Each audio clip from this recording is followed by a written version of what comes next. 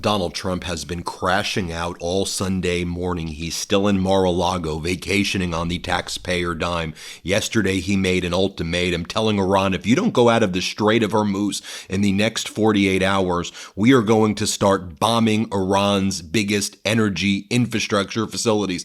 Then Iran immediately responded and said, you do that, we will be bombing all the energy infrastructure of all of our Arab nation neighbors and their desalination facilities. We will escalate this very, very quickly. So how has Donald Trump responded this morning? Here is what he is posting. He posted the following. Now with the death of Iran, the greatest enemy America has is the radical left, highly incompetent Democrat Party. Thank you for your attention to this matter.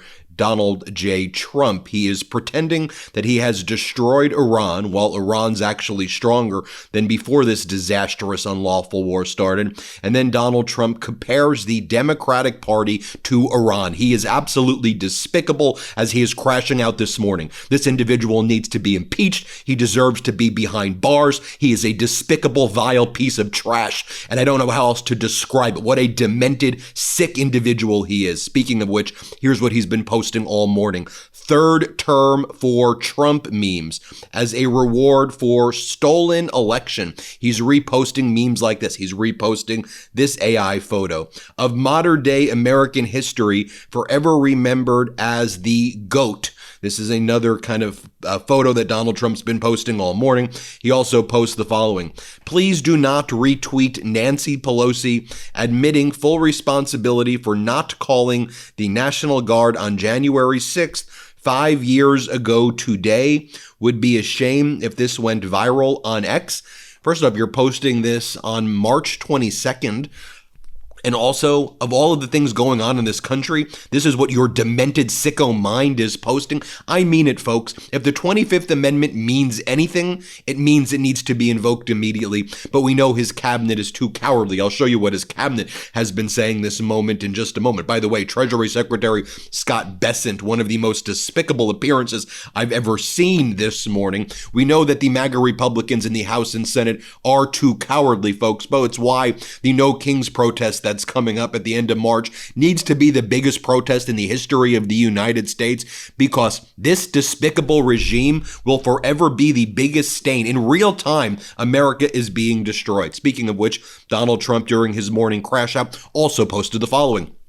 On Monday, ICE will be going to airports to help our wonderful TSA agents who have stayed on the job despite the fact that the radical left Democrats, who are only focused on protecting hardline criminals who have entered our country illegally, are endangering the USA by holding back money that was long ago agreed to with signed and sealed contracts and all. But watch, no matter how great a job ICE does, the lunatics leading the incompetent Dems will be highly critical of their work. They will do a fantastic job. The great Tom Homan is in charge. DJT, you're sending ICE to invade the airports. What a message, Donald, you're sending to all of the countries abroad as we approach the World Cup, knowing that when they arrive at our airports, what ICE is going to be there. What is ICE going to do? And by the way, don't you think that there would need to be some training? Oh, wait, ICE has never been trained in the first place, and they just kill and maim and harm and terrorize people on the streets, and now they're doing it in the airports. Fantastic job, Donald. You struck again. I mean, these people are the most demented idiots ever. Oh, and then Donald Trump posted this morning as well. The Democrat running in Texas, James Tallarico, turns out to be a fraud! Exclamation point. It showed after the election when he beat low IQ candidate Jasmine Crockett. That's his racist, not so dog whistle that he refers to all black people as being low IQ. Donald Trump goes on to say, no relation to Davy Crockett. He's got 6 genders, insults to Jesus, only vegan food, wears a mask in 2013, and is weak, ineffective guy who we allowed to win prior to releasing the avalanche of information we had on him, because as bad as Crockett was as a candidate, this guy is worse. I mean, Donald Trump is terrified of this guy.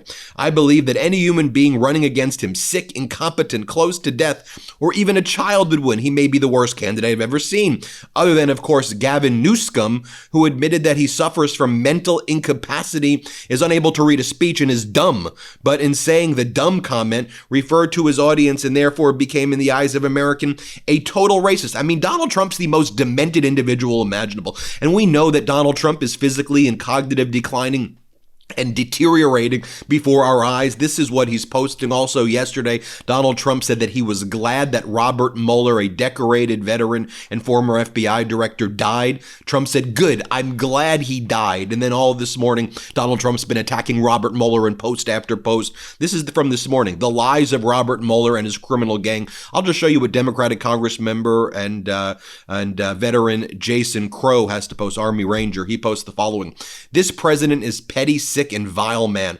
Robert Mueller volunteered for Vietnam at the same time Trump avoided serving. His decades in military and public service to our nation represents everything that Donald Trump is not. Now, I will share with you what went down this morning when Treasury Secretary Scott Bessent has now become the main spokesperson for the war in Iran. Why Treasury Secretary Scott Bessent? The Treasury Secretary being the main spokesperson for the war because no one in the Trump regime knows what the hell they're doing. So why not put this idiot out there as he spews the most vile garbage imaginable? So here is what he said this morning. He was on Meet the Press. Kristen Welker said, could U.S. troops go into Karg Island to secure it? Are we sending troops into Iran, in essence? We could. Watch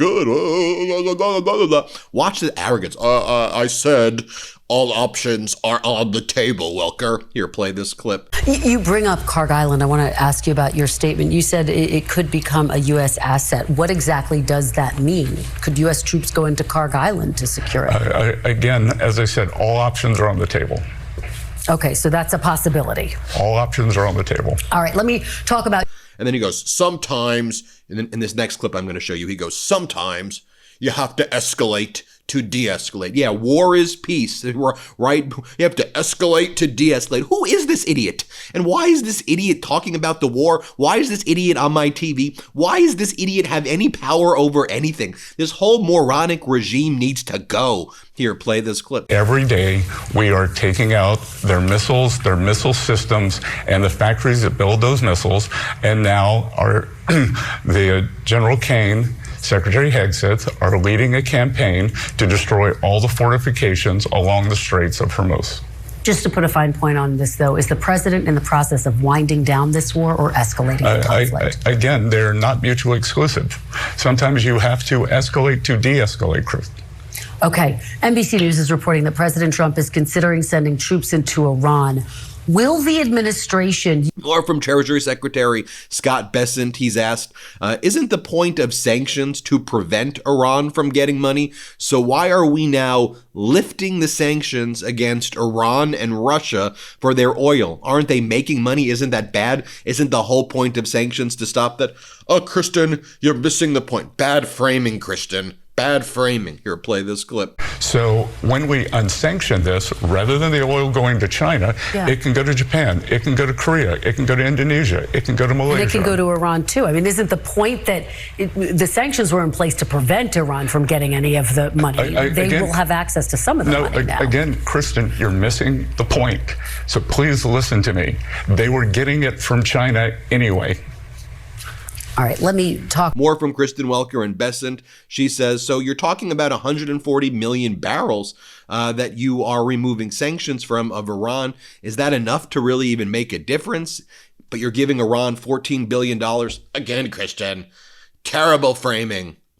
Just terrible framing. You're doing terrible. What the hell are you talking about? Who are these psychos on our TV? Seriously, the country is run by the most demented, sick individuals. Look at what he says here. Let's play this clip. All right, let me talk about the real world impact of this, because you're talking about 140 million barrels of Iranian oil, and that's just a little bit more than what the world uses in one day. How much can that really change prices here again, at home? Chris, terrible framing. Terrible framing. Well, how much can it change prices here at home? Talk to consumers. How much will it change prices here at home? Let me explain.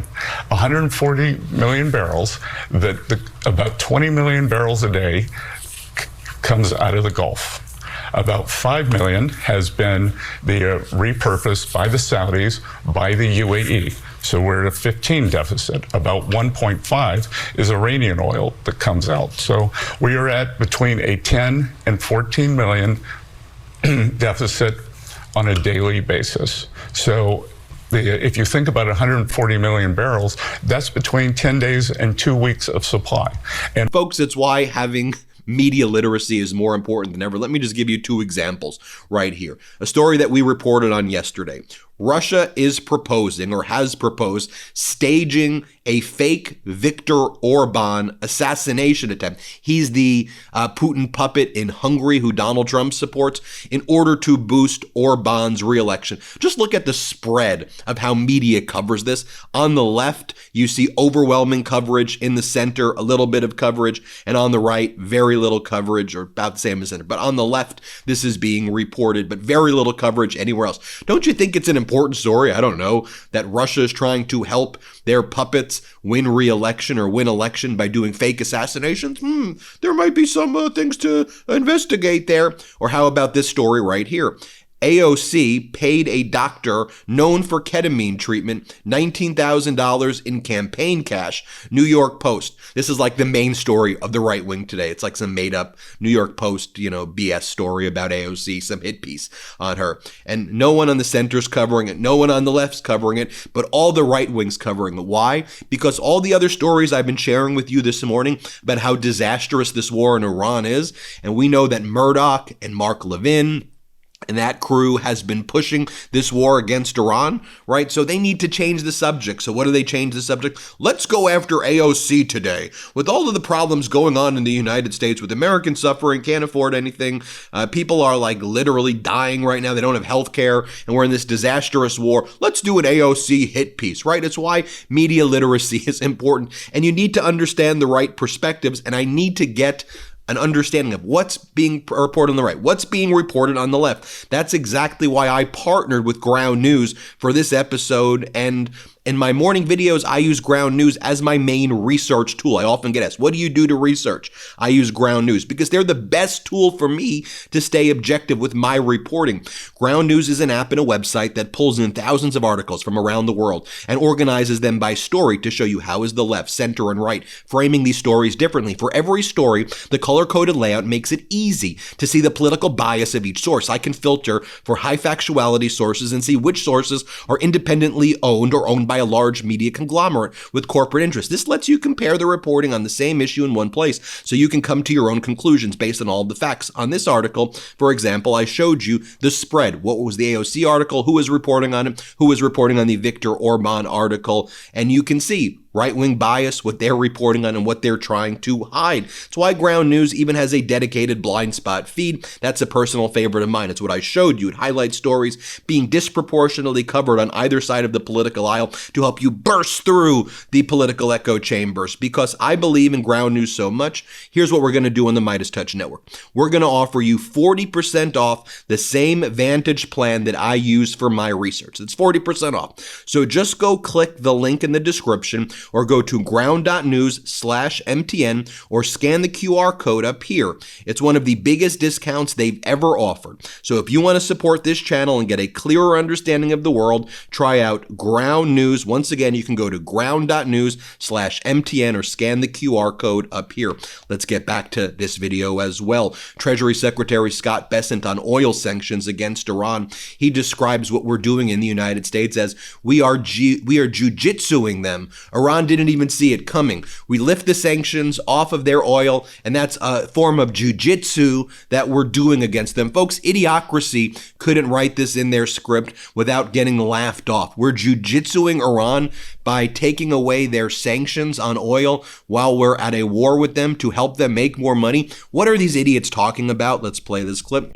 Talk about your announcement this past week. On Friday, the Treasury Department lifted sanctions on Iranian oil stored on tankers, a move that would effectively allow Iran to get more than $14 billion of oil revenue. Why is the U.S. helping to fund a country that it's currently at war with, Mr. Secretary? Again, Kristen, why don't we have good facts here?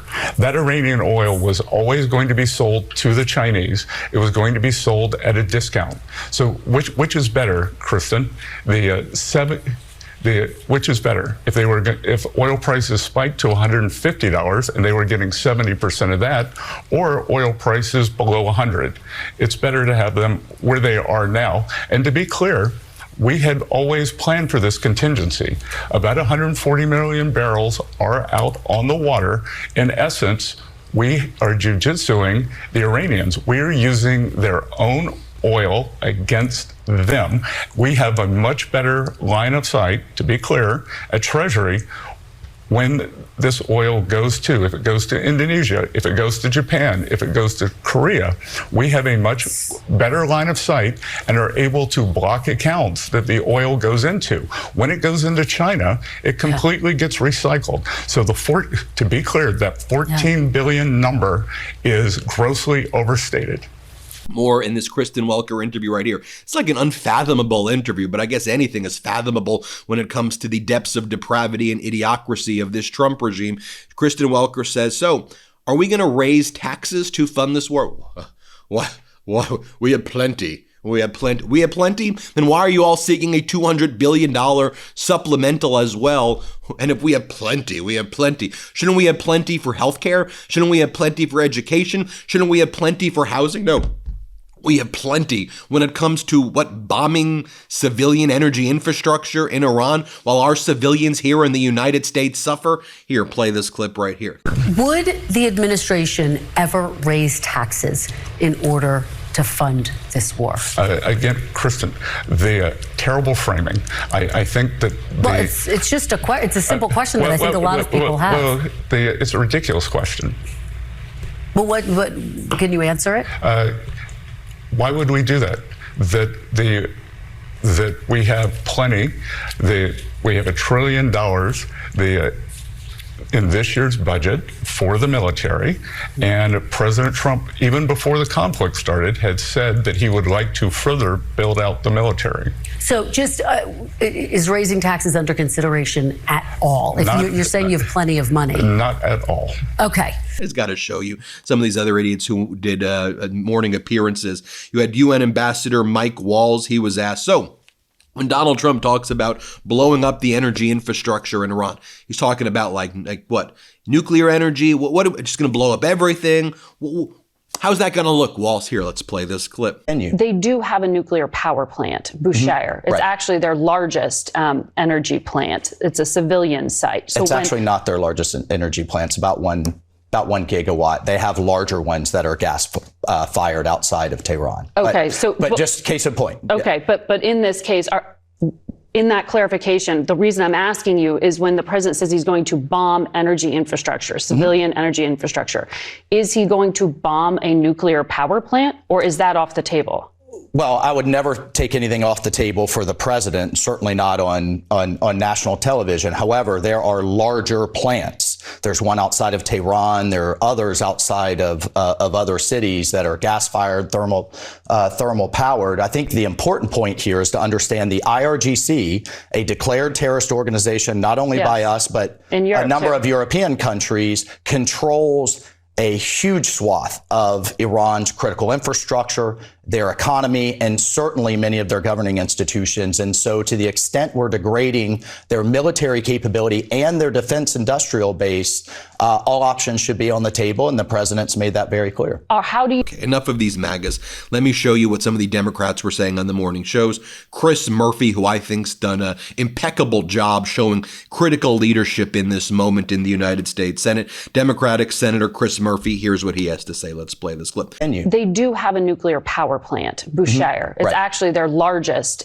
energy plant. It's a civilian site. So it's actually not their largest energy plant. It's about 1 gigawatt. They have larger ones that are gas fired outside of Tehran. Okay, but just case in point. Okay, yeah. but in this case, in that clarification, the reason I'm asking you is when the president says he's going to bomb energy infrastructure, civilian energy infrastructure, is he going to bomb a nuclear power plant, or is that off the table?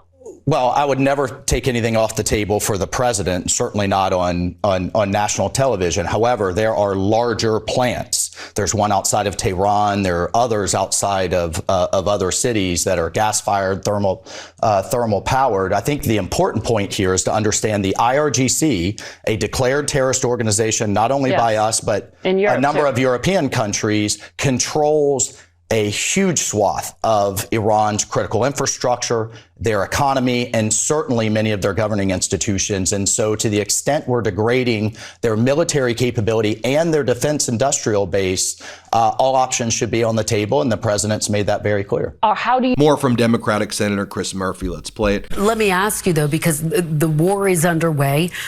You have argued, and I'll put this quote, we need to end this war right now. If the U.S. ends the war right now, as you're arguing for, could that leave Iran with a more extreme anti-American regime and even lead to a potentially larger conflict for the next administration? But the administration has already said their goal is not regime change. They are perfectly satisfied to leave in charge of Iran a regime that is going to be worse for American interests than the previous regime. What we know is that the minute we stop bombing, this new regime is going to start rebuilding their missile capacity and their drone capacity. The estimates are that it'll only take them a handful of months to reconstitute that threat. So what did we get at the end of this war? We're going to waste billions of dollars. We're going to get dozens, if not hundreds of Americans killed. We're going to start new conflicts in the region.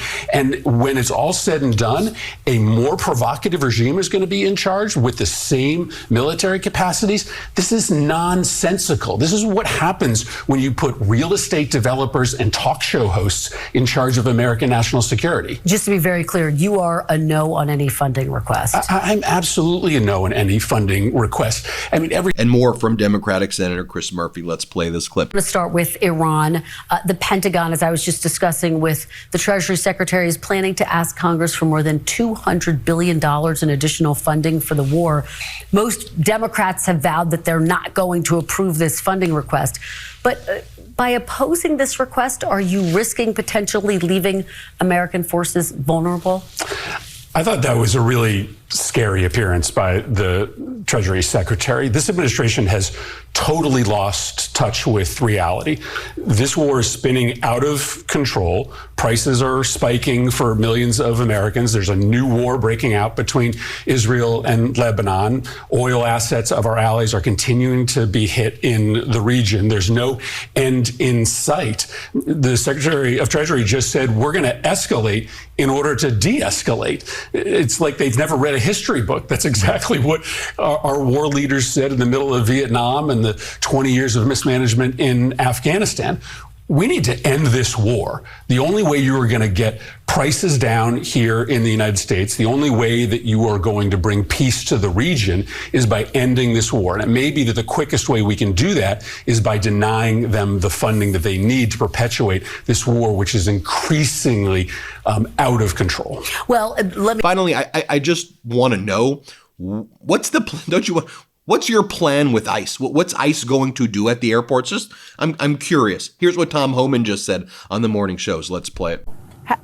With respect, if you're doing this in 24 hours, how well thought out could it possibly be?